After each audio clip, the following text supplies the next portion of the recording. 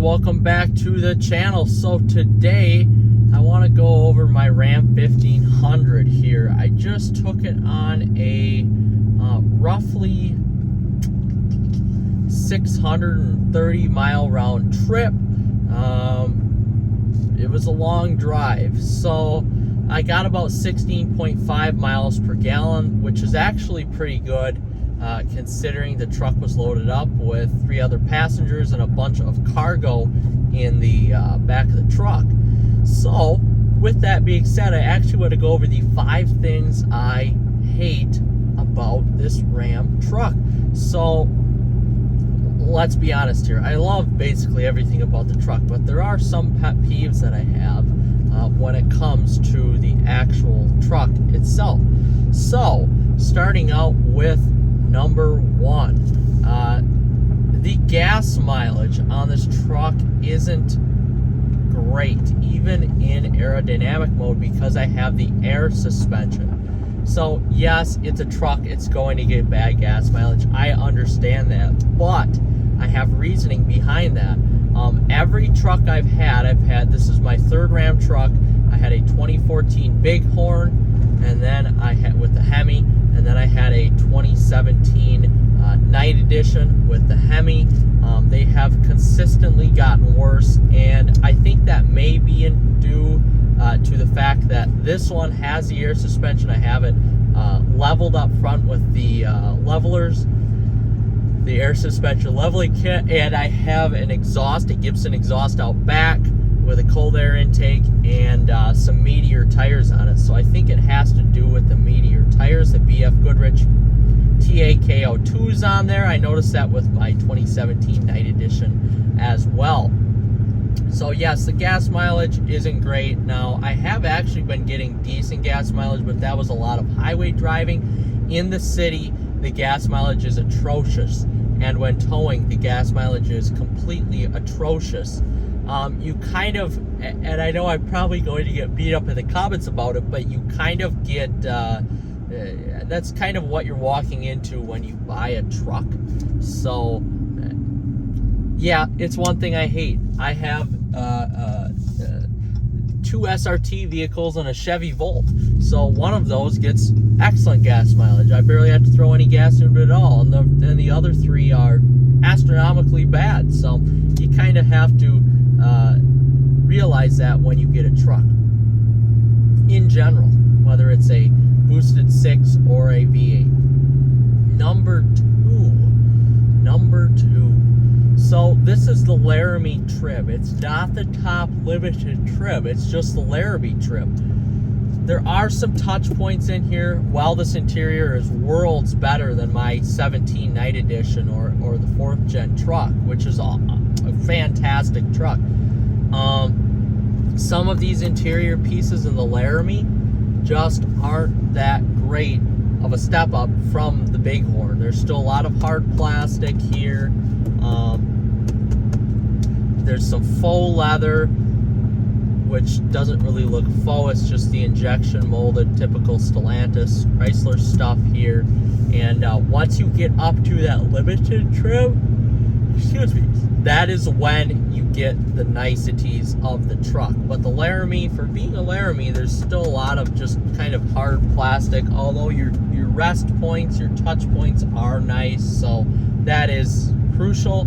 But you know, there's just a lot of hard plastic here when you're talking about how expensive the truck is. Now in 2019, when this truck was $65,000, it was justified. But now in 2024, when this same exact truck costs $85,000, it's not justified. Trust me, it's not. Number 3 actually has to do with the air suspension. So it's a love-hate relationship. The air suspension is great when you are towing. It automatically levels any payload that you have in the back, and it levels the trailer. So if I'm towing my skid steer or any of my heavy equipment for work, the trailer or the truck automatically levels. So when there's a little bit of squat, it automatically levels the vehicle, which is great. No other truck offers that in its class. And I appreciate that a lot as somebody who uses this truck primarily for work. or for road trips to pick up equipment, I need something like this to tow equipment, which is great. I'm tired this morning. I had a late night last night, and we're driving to work.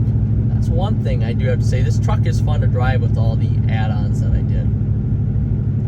But again, this is the hate video.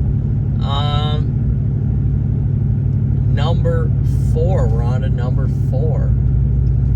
So the lane keeping assist on this truck is not great. It's definitely Chrysler's first generation of lane keeping assist here, compared to my girlfriend's Mercedes-Benz GLE 43 AMG. That actually puts on the brakes and guides you back into your lane and steers it fully for you. You could take your hands off the wheel a little bit longer than what you can with this one. Now, driving on the highway where you're driving straight all the time and it doesn't sense that your hands are on the wheel, this thing will blink constantly at you and actually turn the system off. So you have to press the button right here, which you can't see, on the dash to turn the system back on. So that is probably the most frustrating part of this truck. When you get a lane keeping assist, you expect it to work. So when it's not working, especially on concrete roads instead of blacktop, because the contrast isn't enough between the yellow and the white on the right side and then the white roads, of course, of the concrete, it just either turns off because it'll blink and it'll say put your hands on the wheel, but my hands are firmly on the wheel, and then it'll just turn off. So then you have to turn it back on. And I'm not distracted. I'm actually looking at the road. I'm driving with 2 hands on the wheel, and it will turn off. So that's a big negative. And I don't know if it's my truck specifically or just the first generation of Chrysler using its lane keeping assist technology. And with my parents' Durango that has that doesn't happen quite as much, although it does happen. It's about 75% less likely to happen than my Ram truck. So I don't know if it's just a first generation autonomous driving issue with Chrysler or if it's just this truck. I'm not sure, but it definitely needed to be improved on, and I think they did that for the 2025 model year.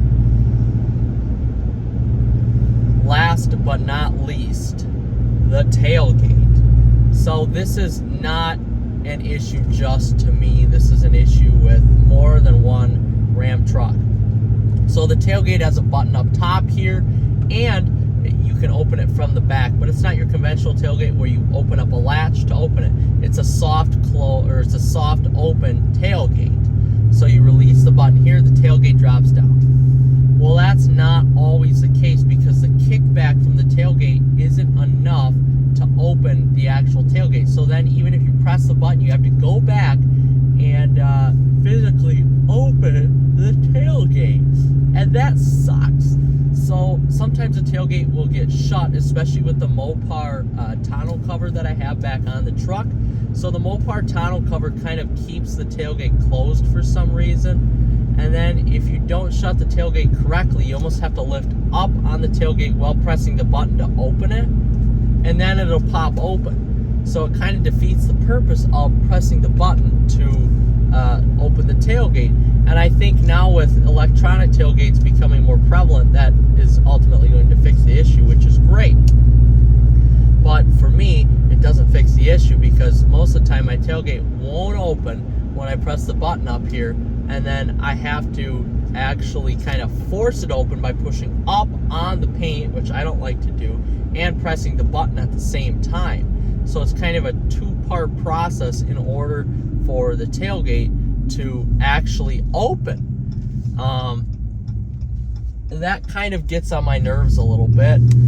So that issue is probably ultimately fixed, as this is just a first generation or the first model year of this 5th generation truck. So I'm sure that's probably fixed. Some other things that are kind of a nuisance here that I haven't gone over.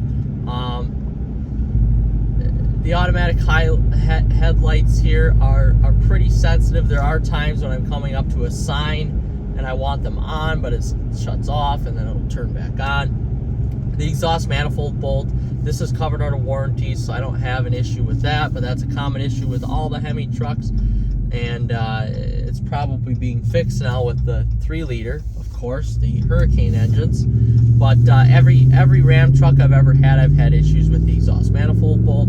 Every truck I've had has had a certified pre-owned warranty, so I don't have to worry about paying out of pocket to fix it. And that's about it. So, in all, guys, yes, that's stuff I really don't like about the truck, but I love this truck. This is the nicest truck I've ever bought. It's the most fun truck I've ever bought, and I'm very happy with it over the almost 3 years that I've had the truck. But, all right, guys, thank you for watching. Like and subscribe. We will see you in the next episode.